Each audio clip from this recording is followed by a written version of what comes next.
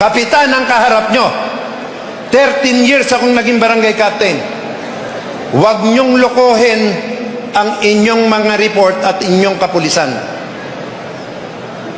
Ang pinanggagalingan ng impormasyon ng bansang ito ay manggagaling sa barangay. Inutil kang kapitan kung hindi mo alam kung sino ang mga puser, kung saan ang tarimaan sa barangay mo. Walang pinakachismosong tao sa Pilipinas kung hindi kapitan. Magmula sa nawawalang planggana hanggang palitan ng asawa, alam ni kapitan. Tama hindi? Huwag nyo akong paikutin.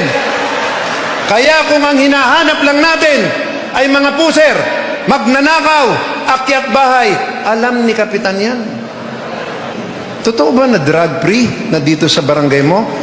Yusek, oo. Drug free na dito. Si kapitan at saka si kagawad natsatsabu na rin.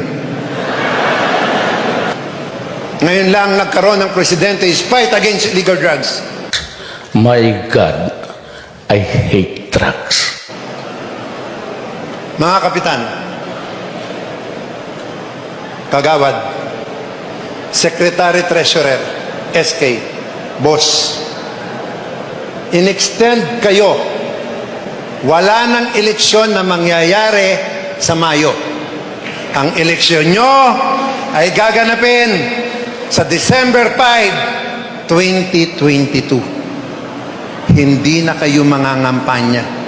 Hindi na kayo mamumulitika. Mahal na mahal kayo ni Presidente.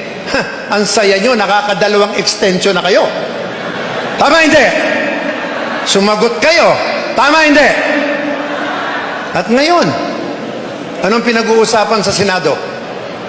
Magna Carta ng barangay. That the barangay officials shall be considered as regular government employee with big salary, insurance, allowance, and of course, retirement benefit.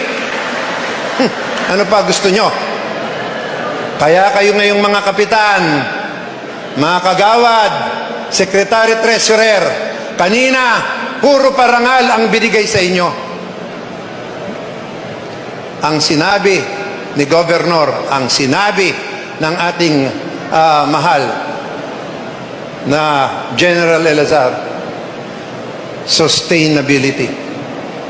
Tandaan nyo yan. Ngayon, kami sa DILG, for the first time, meron kaming fight against corruption. For the first time, nagdemanda kami more or less 50 mayor dahil yung functionality nila sa ADAC. Ngayon, nagdemanda din ako ng mga barangay captain na hindi sumunod sa pagtatayo ng BADAC. Pagtayo pa lang yon. At ngayon, for the first time, magtatanggal kami at magsususpinde ng mga barangay captain kagawad. Oras na hindi kayo nakapasa sa BADAC functionality.